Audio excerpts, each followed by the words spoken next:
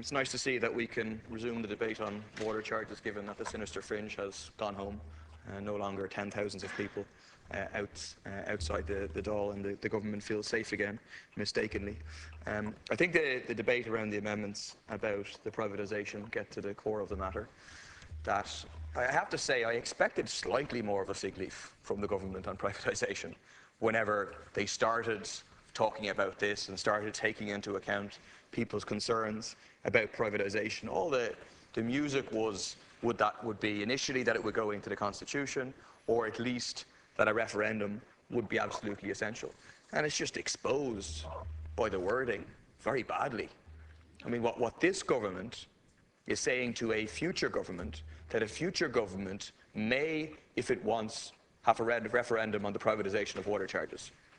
Any future government does not need the permission of this government to have a referendum or pass legislation on anything that it wants.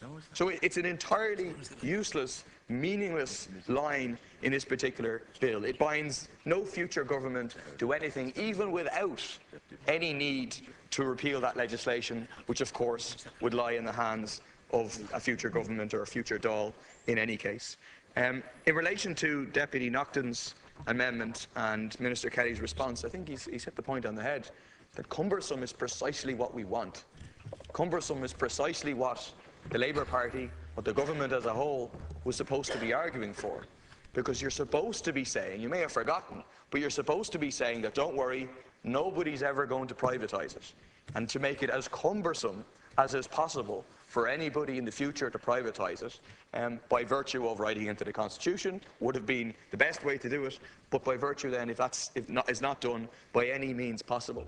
So the notion that you wouldn't make an amendment along the lines of what Deputy Naughton has proposed because it would make it cumbersome is a bit bizarre, and it exposes the reality that governments are open to the idea that in the future water may be privatised. And it does point to the sinister agenda, the elements that the former minister was referring to.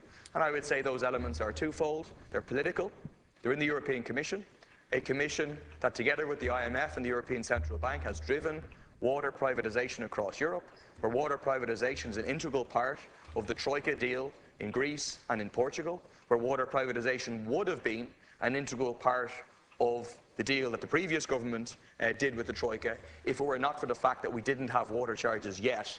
And so in order to make it attractive for privatisation, first of all, they have to commodify it by introducing water charges. In relation to the amendments that the Anti-Austerity Alliance have put forward, I think they're fairly simple, fairly obvious, fairly democratic mechanisms that should have been accepted, should be accepted by the government. The idea that the McKenna judgment should apply to a plebiscite, the idea that the government can't spend huge amounts of money promoting its side of the referendum, I think will be seen by people as being entirely reasonable, in line with the purpose of a referendum, which is that the government is no longer deciding. It's a question for the people as a whole, and that the government shouldn't therefore row in with massive financial resources, and also that the vote should be extended to all residents in the country, all of whom would be affected by privatisation of water.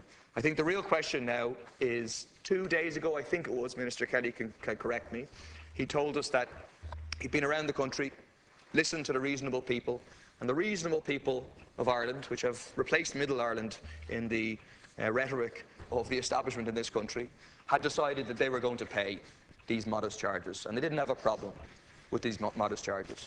But then yesterday, confounding the government, the reasonable people turned up outside the Dáil in their tens and tens of thousands, up to 100,000 people, and they're still not paying the water charges, they're still opposed to it, and they're still demanding that there be no privatisation of these water charges. And so the response of the government is twofold. One, to try and talk down the scale of the protests yesterday, which were massive protests by any stretch of the imagination. On a weekday, during working time, immense protests that filled fully 2 sides of Merrion Square, and that went all the way down from there, all the way down Nassau Street to College Green. heading towards 100,000 people. And you can deny it and say there's less than that, but it doesn't do you much good, because the people who were there know they were there, the people whose friends went know their friends were there, the people whose families went know their families were there, and so people know it was an immense protest, and it expressed the fact that people haven't been bought off, people haven't been fooled, people haven't been scared. And secondly, the approach of the government is to say, well, everyone was there was really a supporter of Sinn Féin and the so-called hard left. I tell you, if that's the case, then the government has more problems than water charges. If we can conjure up 100,000 people to come on the streets during the week, well, then the government is faced with a very, very serious crisis that goes well beyond water charges. But it won't work, because again, the people that were there were people, yes, who are moving to the left, yes, who can see through the lies of the government, who can see through the lies of the establishment parties, but who are people who are not politically aligned in their vast majority, who are reasonable people, and you can see that water charges at any rate will lead to the charges going up and will lead to privatisation.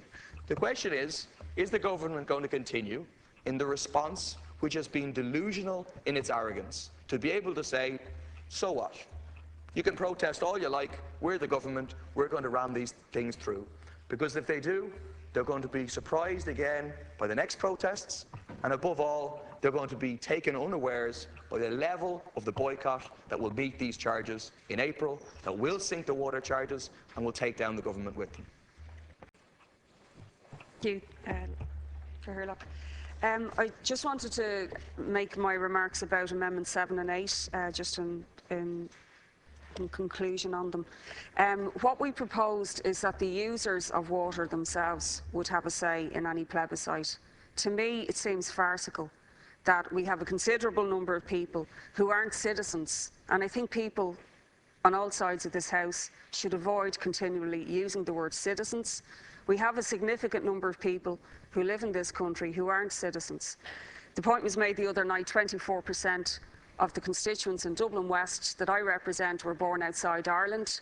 Some of them have since attained citizenship, but some of them haven't. But 12% nationally of people living here are not citizens. But they too are being asked to pay the water charges, and they should have some say in any decision regarding the ownership of Irish water. So I think we should stop using that language continually. And then the other request was that the McKenna judgment would be put in place. But I'm sorry that the Ceann Comhairle himself is not in the chair, because I also wanted to ask why a whole number of amendments have been ruled out of order here. For example, it would seem to me that a key amendment which is now emerging in the public discourse is the refusal of the government to accept the word shall instead of may. Because one of the key things that you said when you stood over there proposing the water charges motion was that you were going to safeguard and guarantee that there would have to be a plebiscite. Actually, it was a referendum, you said. It's not a referendum in reality, it's a plebiscite. But that you would safeguard the public ownership of Irish water by having a plebiscite. But now it's very clear that you're not even willing to accept any compulsion on a government to do that. But I wonder why the Ceann Comhairle opted to rule that out. The usual grounds for ruling out an amendment is that there's some cost to the state. How could the word shall cost the state? Or are we not allowed to put forward that there would be a plebiscite because a plebiscite would cost the state money? It really is actually farcical. And surely this is going to come up, because this idea and what happened here at 12:30 the other night is now getting out into the public domain, contrary to what you wanted. And I'm just wondering why that amendment was ruled out of order, and I really do think the people who rule these things out of order should have to explain why they do so.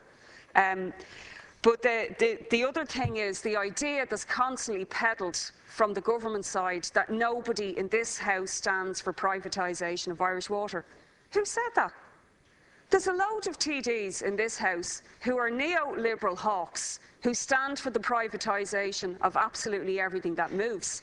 And the idea that they would somehow oppose the privatisation of Irish water, you know, in a big broad brushstroke, is absolute nonsense.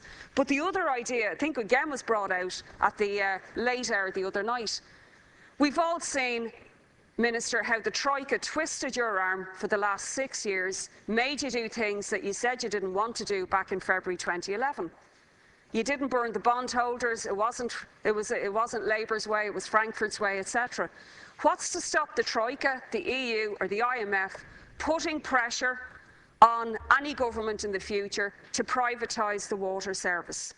It's absolutely, I don't know why you think that that's very unlikely. Everyone else outside here thinks it's highly likely based on your performance of the last few years. So I really would like, Lascount Corla, some explanation as to why that amendment was ruled out of order, because it doesn't incur any cost to the state, or are we not allowed to advocate a plebiscite because it costs the state money, or what's the reason? Thank you.